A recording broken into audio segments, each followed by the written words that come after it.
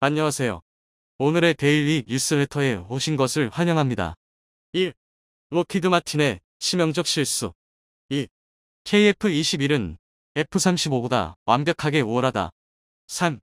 잠수함 기술이 중국을 짓밟다. 한번 진실을 알아봅시다.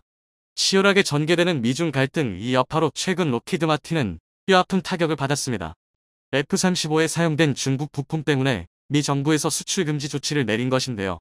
큰 돈을 들여 F-35에 나섰던 국가들은 큰 피해를 보는 상황. 당장 전투기가 급한 가운데 이들 국가들이 대안을 찾기 시작했다고 하는데요. 놀랍게도 그 강력한 대안으로 한국이 논의된다고 합니다. 명실상부 세계에서 가장 주목받는 방산국가로 거듭난 대한민국. 방산으로 초대박을 연이어 이어가는 대한민국의 현 주소에 대해 지금부터 자세하게 설명해 드리겠습니다. 이제까지 승승장구하던 록히드 마틴의 추락 제임스 테이클릿 회장을 타는 속을 가라앉히기 위해 찬물을 들이켰지만 화는 진정되지 않았는데요. 미국은 최근 록히드 마틴의 주력 상품이자 차세대 전투기의 핵심 기종이라 할 수 있는 F-35에 대해 전면 수출입 중지 선언을 내렸습니다. 미국 정부가 갑작스럽게 내린 결정에 록히드 마틴은 제대로 대응할 틈조차 없었는데요. 대표적인 이유는 바로 부품에 있었습니다. 록히드 마틴이 생산하는 F-35 스텔스 전투기 부품 일부 중 중국산 원자재가 사용된 것으로 파악되자 미국은 즉각 인수를 중단하고 사태 조사에 나선 것입니다. 미 국방부 F-35 합동사업단의 러셀 고메이어 대변인은 조사에서 F-35 엔진의 터보머신 펌프에 사용된 자석이 국방부 조달 규정상 허가되지 않은 부품이라고 지적했고 이 자석이 중국산 합금으로 만들어진 것을 지적했죠. 자석은 한의회사가 제조하는 자석으로 사마름 코발트 합금으로 만들어진 자석입니다. 히토류에서 압도적인 위치를 차지하는 중국답게 사마름 코발트 자석의 주요 물질은 중국에서 비롯된 것들인데요. 국방 관련된 문제에 있어 중국산을 허용하지 않기로 결정한 미국 정부에게 있어 이는 심각한 문제였습니다. 자칫 잘못하면 중국의 물자 통제로 인해 미국의 국방력이 약화될 수도 있다고 생각했기 때문이죠. 결국 이 문제가 해결되지 않자 미국 정부는 팔을 빼든 것이죠. 전쟁으로 인해 특수를 누리고 있는 전투기 사업에 록히드 마틴은 빨간불이 들어왔습니다. 그러지 않아도 코로나와 중국발 물류 동결 사태로 인해 제작 일정에 차질이 빚어져 전투기 전달의 애로사항을 겪었던 록히드 마틴은 수출 전면 중지 결정에 반발했습니다. 자석은 이미 다른 곳에서도 자주 사용되는 것들이고 사마름 코발트 자석은 다른 자석 제품으로 대체가 가능한 것들입니다. 그리고 핵심 기술과 직접적인 연관이 없는 제품이기에 록히드 마틴은 이런 결정을 취소해달라며 미국 정부에게 항의했죠. 그러나 F-35 전투기 부품 공급망을 조사하던 미국에서 또 하나의 중국산 부품이 발견되는 일이 벌어진 것입니다. 사출 의자 부품에서 중국산으로 추정되는 물질이 발견되었다고 한 것인데요. 연이어 벌어진 중국산 부품 논란에 록히드 마틴은 결국 정부의 수출 중단 결정에 반발을 멈출 수밖에 없었습니다. 전체 부품에 대해 중국산 판별 검사가 들어가야 하는 상황에서 더 이상 미 정부의 화를 자극하는 것은 불리한 일이기 때문이죠. F-35의 중국산 부품 문제는 국제 정세에 큰 영향을 미쳤습니다. 특히 차세대 전투기 교체 사업을 벌이던 국가들에게 영향을 미쳤는데요. F-35 도입을 위해 큰 돈을 들인 국가들은 때 아닌 중국산 부품 논쟁으로 예정 도입일보다 훨씬 늦게 전투기를 받게 되었습니다. 러시아의 위협을 느끼고 있는 유럽은 즉각 이에 반응했죠. 특히 러시아에서 우크라이나 전쟁의 패배를 인정하지 않고 러시아 국민들을 상대로 동원령을 선포하는 한편 핵무기 사용까지 고려하는 모습을 보이자 유럽 국가들은 더욱 초조해질 수밖에 없었죠. 네덜란드는 37개 F-35를 이전받기로 결정해 도입을 기다리고 있으나 이번 사태로 인해 언제 인계받을 수 있을지 모르게 되었습니다. 한국 방산의 큰 고객인 폴란드도 F-35 도입을 2020년 결정했으나 이번 수출 중단 사태로 도입 시기가 늦춰졌죠. 스위스도 이례적으로 노후화된 공군 병력을 업그레이드하고 다가오는 전쟁의 위협에 무장해야 한다는 당위성으로 큰 돈을 들여 F-35 계약을 추진했지만 인도일이 늦어지는 바람에 스위스 내부에서는 큰 반발이 일어났습니다. 이미 F-35 도입에 대해 반대 여론을 펼쳤던 이들은 다시 쇠를 모으며 F-35 도입을 다시 고려할 것을 주문하는 한편 F-35 찬성 여론도 흔들리는 모습을 보였습니다. 올해 3월 F-35 도입을 최종적으로 확정지은 독일 역시 록히드 마틴의 중국산 부품 도입으로 인해 2025년 인계받아야 할 F-35를 더 늦게 받게 되었습니다. 각 국가들은 플랜 B를 준비를 해야 했죠. 그리고 그 플랜 B로 떠오른 대체 기종이 바로 KF-21이었습니다. 첫 비행 이후 장마전까지 7번 시험 비행을 성공적으로 마친 KF-21이 F-35를 대체할 만한 주력 기종으로 각광을 받은 것이죠. F-35는 뛰어난 성능과 실전 경험이 갖춰진 기종이기에 당연히 많은 국가의 러브콜을 받았고 한국도 F-35 급의 열을 보일 정도로 자타공인 최강의 전투기라 불려도 과언이 아닙니다. 그러나 이러한 평가의 흠이 가기 시작하고 여러 문제가 발견되어 많은 국가들 사이에서 F-35 도입에 대한 의구심이 번졌습니다. 특히 원래 약속했던 성능을 제대로 발휘하지 못한다는 점인데요. 이 부분은 미 의회에서도 제기된 의문입니다. 여러 의문들 중에서 가장 치명적인 것은 불안정한 롤링 부분인데요. 공중전에서 흔하게 일어나는 기동 제어가 일어날 경우 전투기 기체가 심하게 흔들리는 문제가 벌어진 것입니다. 당연히 고속기동과 전투를 상정한 기체인 만큼 이 부분은 확실하게 문제 해결을 해야 함에도 불구하고 록히드 마틴은 사실과는 다르다는 반응을 보이거나 애써 문제를 축소하는 움직임을 보였죠. 결국 록히드 마틴은 소프트웨어 문제라는 점을 시인하고 이를 수정, 보완할 것이라는 답변만 남겼습니다. 스텔스 코팅과 수평꼬리 날개가 손상을 입을 수 있다는 문제도 있습니다. 마하 1.2 이상으로 비행할 경우 비행으로 인해 주요 기능인 스텔스 코팅이 벗겨질 수 있다는 문제 제기가 나온 것인데요. 록히드 마틴은 이 문제에 대해 놀랍게도 해결책을 찾을 예정이 없다고 말하며 이 문제는 마하 1.2 이상의 비행을 자제해 줄 것을 요청한 것입니다. 결과적으로 결함 때문에 원래 스펙 성능을 낼 수 없음에도 불구하고 록히드 마틴은 뻔뻔하게 이 문제를 고칠 생각조차 하지 않았다는 것이죠. 그 외에도 파일럿에게 순간적으로 심하게 가하는 중력 문제에 대해서도 압력 조절 시스템 개선 버전을 만들겠다는 말만 남기고 그 이후로 후속 조치를 하지 않았습니다. 자잘한 문제만 합쳐도 10가지는 넘어가는데요. 미 국방부조차 록히드 마틴의 F-35에 대해 공개적으로 결함 수정을 요구하는 사태에 이르기도 했습니다. F-35 프로그램을 담당했던 국방부 담당자는 블룸버그와의 인터뷰에서 공장 품질 문제가 지속적으로 발생하고 있다고 불만을 털어놓기도 했죠. 더군다나 문제는 해결되지 않았음에도 불구하고 가격은 세계 최강이라는 평가에 맞게 엄청난 가격을 자랑합니다. 평균적으로 9,460만 달러, 한화로 1,060억 원에 해당하는 가격인데요. 일대 기준으로 대략 1,000억 원이 넘는 가격을 자랑합니다. 개발도상국이나 대량의 무기를 한꺼번에 구입하길 원하는 선진국에서도 부담을 느낄 만한 가격인 셈이죠. 그렇기에 많은 국가들이 KF-21의 성능을 다시 살펴보며 F-35 계약 파기는 물론 KF-21 도입에 대해 진지하게 고민을 하고 있죠. KF-21은 4.5세대 전투기로서 우수한 전투 능력과 제공 장악 능력을 자랑하는 것도 모자라 국산 정밀 유도 폭탄 KGB는 물론이고 AIM-2000 무기를 탑재할 수 있어 활용면에서도 압도적인 성능을 자랑하는데요. 무엇보다 F-35에 비해 압도적인 가성비를 자랑하면서 성능에 있어 전혀 뒤처지지 않은 모습을 보여주었기에 당연히 방산 시장에서 주목을 받을 수밖에 없는 기체입니다. 록히드 마틴이 수출을 제대로 할 수 없다는 것을 안 국가들은 재빨리 한국 KF-21 도입에 욕심을 내며 발빠른 움직임을 보였죠. 이번에 한국에서 열린 대한민국 방위산업전 2022는 이를 정확하게 보여주었습니다. 한국 방산의 위험을 전 세계에 보여주었죠. 슬로바키아, 루마니아, 파키스탄 등 50여 개국 관계자들 한국 무기를 직접 눈으로 보겠다는 일념하에 행사에 참가했고 역대급으로 많은 인원이 한국 무기 구입을 위해 방산업체에 계약 타진을 보내는 모습을 보였습니다. 국내 방산업체들은 역대급이라는 반응을 보이며 기대 이상의 관심에 충격이라는 표현을 사용했다고 하는데요. 동유럽 국가들의 관심은 이례적이라는 표현이 아까울 정도로 폭발적이었다고 합니다.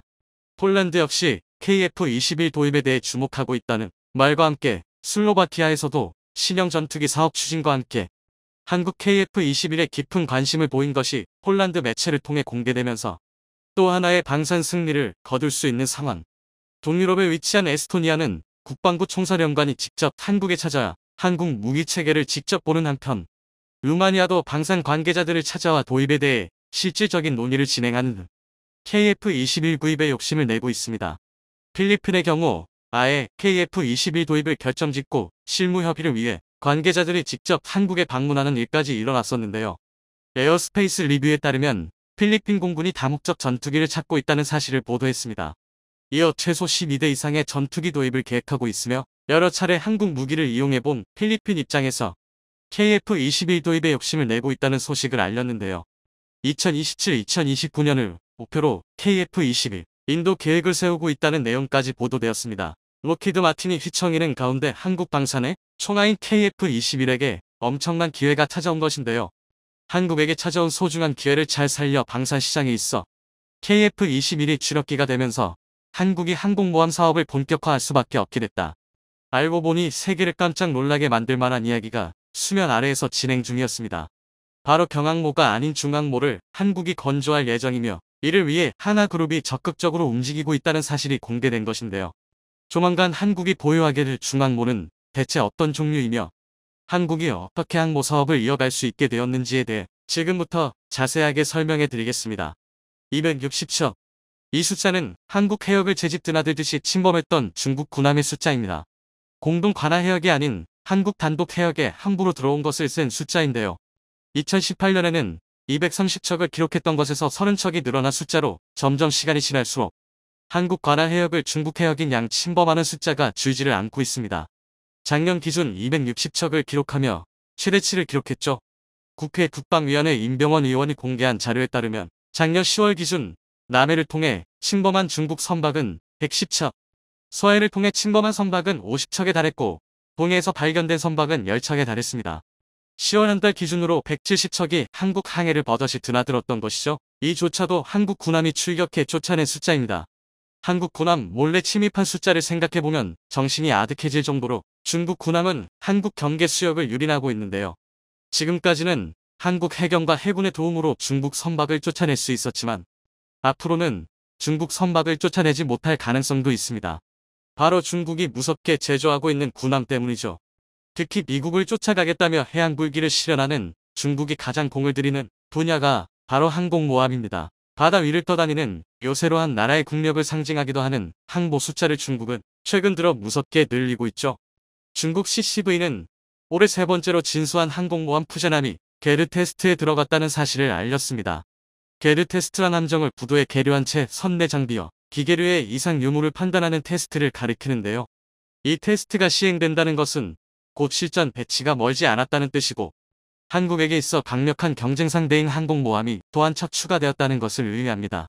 푸젠함은 중국이 자체 설계에 건조한 최초의 사출형 항공모함으로 배수량은 8만 톤에 달하며 스키점프식 함재기 이륙 방식이 아닌 전자기 캐터펄트를 사용해 만든 항모입니다.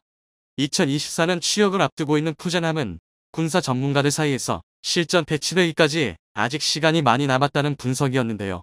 그러나 게르 테스트에서도 아무 이상이 없다는 것이 드러나면서 실전 배치가 앞당겨질 수 있다는 이야기가 흘러나왔습니다.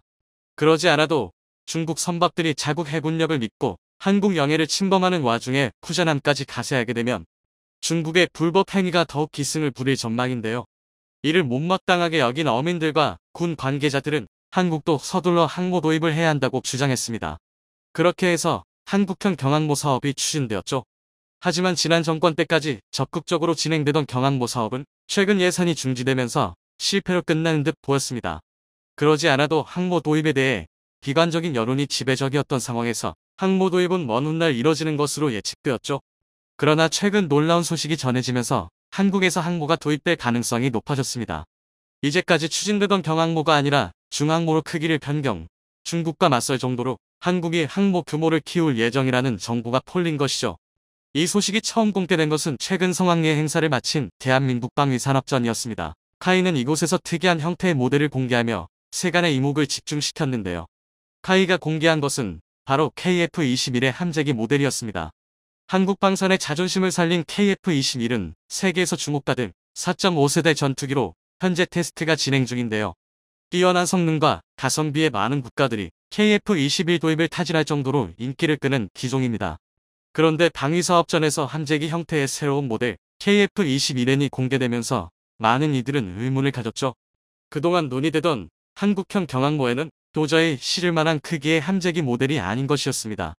게다가 수직이 착륙기 모델이 아닌 활주로, 이 착륙기 모델로. 다시 말해 함재기의 활주로가 무조건 달려 있어야 하는 사이즈가 큰 항모만 수용 가능한 모델이었습니다. 갑작스러운 신모델의 등장에 의문이 증폭되는 상황. 이 궁금증을 김승경 합참의장이 국회에서 풀어주면서 한국형 중항모 사업의 실체가 드러났죠. 그는 국회 국방위원회 전체회의에서 함재기 모델과 관련 설계 변경을 암시하는 대답을 내놓았습니다. 경항모로는 도저히 중국과 일본 등 주변 국가와 경쟁이 불가능하고 한국 해군의 질적 상승을 위해 사이즈 변경이 필요하다는 취지의 발언을 한 것이죠.